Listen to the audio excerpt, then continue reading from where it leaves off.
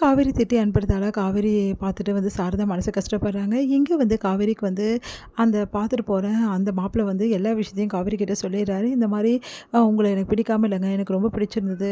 உங்கள் கசினும் உங்கள் அம்மாவும் சேர்ந்து தான் உங்களை வந்து பற்றி ரொம்ப தப்பு தப்பாக சொன்னாங்க அப்படின்னு சொல்லிட்டு நடந்த விஷயத்தை எல்லாத்தையுமே வந்து காவேரி கிட்ட சொல்லிடுறாரு. இதனால் காவேரி செம டென்ஷன் ஆகிடுறாங்க. உடனே அவங்க அம்மா கிட்ட, நீ எல்லாம் ஒரு அம்மாவா, உன்ன மாதிரி ஒரு அம்மாவை நான் பார்த்ததே இல்லை, ரொம்ப மோசமாக நடந்துக்கிட்டேன் என்கிட்ட, நான்லாம் நீ பெத்த பொண்ணா இல்லையான்னு எனக்கே சந்தேகமாக இருக்குது, உண்மையிலே உன் வயிற்றில் தான் நான் பிறந்தேனா, எப்படி அந்த ஆள் கூட சேர்ந்துக்கிட்டு என்னை பற்றி இவ்வளோ கேவலமாக நீ பேசுவ, சே நீ எல்லாம் ஒரு அம்மாவே கிடையாது, வீட்டை விட்டு வெளியே போயிட்டு வீட்டில் நீ இருக்கிறதுக்கு உனக்கு தகுதி கிடையாது என் கூட அப்படின்னு நம்ம வந்து ரொம்ப மோசமான வார்த்தைகளால் திட்டிடுறாங்க. இதனால் வந்து சாரதா மனசு உடையிறாங்க. இங்கே வந்து என்ன பண்ணுறாங்க, காவேரி வந்து ஸ்கூல் போயிட்டு மறுபடியும் வீட்டுக்கு வராங்க. வீட்டுக்கு வந்து அவங்க அம்மாவை காணோம். வீடு ஃபுல்லாக தேடுறாங்க, வெளியெல்லாம் தேடுறாங்க, ஒன்றும் புரியாமல் யோசிச்சுட்டே இருக்காங்க. வருவாங்கன்னு எதிர்பார்த்துருக்காங்க, ஆனால் வரவே வரல. ரொம்ப பயந்து போயிடுறாங்க காவேரி. ஒன்று வேறு வழி இல்லாமல் இங்கே வந்து விஜய்க்கு கால் பண்ணி சொல்கிறாங்க. விஜய் நேரில் வராரு. என்னாச்சுங்க அப்படி சொல்லி சொன்னோன்னே, அம்மாவை சாயந்தரத்தை தான் காணுங்க, எனக்கு ரொம்ப பயமாக இருக்குங்க, நான் அம்மாவை ரொம்ப திட்டேன், எல்லாம் உங்களால் தான், நீங்களும் அம்மாவும் சேர்ந்து இப்படி பண்ணதால நான் திட்டி விட்டுட்டேன் அப்படின்னு. என்னங்க நீங்கள் இப்படி பண்ணுறீங்க, நான் பண்ணேன் என்ன திட்டுங்க, தயவுசெய்து எதுக்காக அவங்கள திட்டுங்க அப்படின்னோடனே, என்ன பண்ணுறதுன்னு தெரிலங்க, என் அம்மா இல்லாமல் என்னால் இருக்க முடியாதுங்க, நான் ரொம்ப பெரிய தப்பு பண்ணிட்டேன் இப்போ தான் புரியுதுன்னொன்னே, சரி நீங்கள் கவலைப்படாதீங்க அப்படின்னு சொல்லிட்டு எல்லா இடமும் தேடுறாங்க. கடைசி அவங்க அம்மாவை கண்டுபிடிக்கிறாங்க. அப்போ சாரதா மனசு கஷ்டப்பட்டு அழுதுட்டுருக்காங்க. அதை பார்த்துட்டு வந்து அவங்க அம்மா காலில் போய் விழுறாங்க. காவேரி என்னை மன்னிச்சிடுமா, நான் ரொம்ப பெரிய தப்பு பண்ணிட்டேம்மா, என்னை மன்னிச்சிடுமா ப்ளீஸ்மான்றாங்க. நான் மன்னிக்க நான் யாருடி உன்னை, நான் தான் வீட்டில் இருக்கக்கூடாதுன்னு சொல்லிட்டேல, அதான் விட்டேன் வந்துட்டேன், அது உன் வீடுமா, நான் ஏம்மா அந்த வீட்டுக்கு வரணும் அப்படின்றாங்க. அம்மா இப்படிலாம் பேசாதம்மா ப்ளீஸ்மா.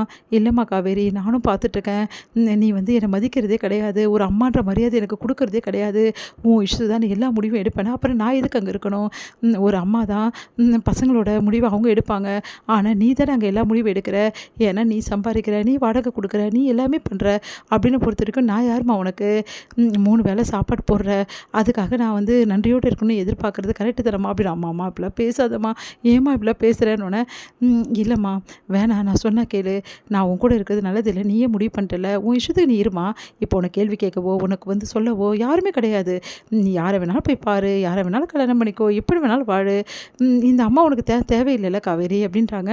அம்மா தான் ரொம்ப பெரிய தப்பு பண்ணுறேம்மா, நான் தான் சொல்கிறேன்லம்மா, நான் உணர்ந்துட்டேன்னு சொல்லிட்டு, இங்கே பாருமா இப்போ என்னன்னு சொல்கிறேம்மா, இந்த நிமிஷத்துன்னு சொல்கிறேன், நான் உன் மனசை கஷ்டப்படாமல் நடந்துக்கவே மாட்டேம்மா, எக்காரம் கூட நடந்துக்க மாட்டேன், நான் வந்து நீ சொல்கிறத மட்டும் தான்மா கேட்பேன், ப்ளீஸ்மா தயவு செய்து வந்துருமா என் கூட, அம்மா ப்ளீஸ்மான்னு கெஞ்சுறாங்க. சார் சொல்லுங்கள் சார் அப்படின்னு விஜயை சொல்கிறாங்க. விஜய் வந்து சொன்னால் கேளுங்கம்மா, வந்துடுறது தான் நீங்கள் கரெக்டு, பாவம் காவேரி மிஸ் எவ்வளோ மனசு கஷ்டப்படுறாங்க, நீங்கள் மனசு கஷ்டப்படலையா தம்பி, உங்களை எப்படிலாம் அவமானப்படுத்தினா அசிங்கப்படுத்தினா, அவளுக்காக போய் நீங்கள் பேசுகிறீங்க அப்படின்றாங்க. பரவாயில்ல இதெல்லாம் இருக்குது, காவேரி மிஸ் தானே, அவங்க என்ன பண்ணாலும் சரி, அவங்க என்ன எவ்வளோ கேள்வி கேட்டாலும் சரி, அதை பற்றி எனக்கு கவலை இல்லைம்மா, நம்ம மிஸ் தானே அப்படின்றாங்க. அதை கேட்டு பார்த்தல அந்த தம்பியை, நீ அவ்வளோ திட்டின, வீட்டுக்கு வரக்கூடாதுன்னு சொன்னேன், எப்படிலாம் அசிங்கப்படுத்தினேன், ஆனால் இப்போ வரைக்கும் அவர் எப்படி பேசுகிறார் பற்றியா உனக்காக, அவர் நான் நல்ல மனசை புரிஞ்சுக்காம அந்த திட்டு அவரை, அம்மா இதுக்கப்புறம் நான் அப்படிலாம் பண்ண மாட்டேம்மா, இதுக்கப்புறம் அவர் வீட்டுக்கு வரலாமா, எந்த பிரச்சனையும் கிடையாது, நான் அவரை எதுவுமே சொல்ல மாட்டேன், சார் சொல்லுங்கள் சார் அப்படின்றாங்க.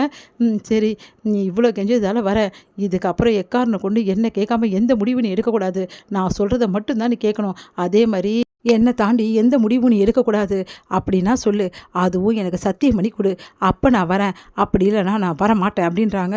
இப்போ என்னம்மா உனக்கு நான் சத்தியம் பண்ணும் அவ்வளோதானே, சரிம்மா நீ சத்தியம் பண்ணுற அப்படின்னு சொல்லிட்டு கையை நீட்டு சத்தியம் பண்ணுறாங்க. இதுக்கப்புறம் நீ சொல்கிறத மட்டும்தான் நான் கேட்பேன், நானே தனிச்சையாக எந்த முடிவும் எடுக்க மாட்டேன், என் கூட வந்து இருப்பல்லம்மா, என் கூட என்னை விட்டு போக மாட்டேல, அப்படி நீயும் ஒரு சத்தியம் பண்ணுமா என்னை விட்டுட்டு போக மாட்டேன்னு சொல்லிட்டு, நீ நடந்துக்கிறது தானே இருக்குது, நான் போகிறேனா இல்லையான்னு சொல்லிட்டு நீ மறுபடியும் இப்படி நடந்துக்கினேன்னா இங்கேயாவது வந்து உட்காந்தேன், ஆனால் இதுக்கப்புறம் இங்கே கூட இருக்க மாட்டேன், கண்ணு காணா இடத்துக்கு போயிடுவேன் அப்படின்றாங்க.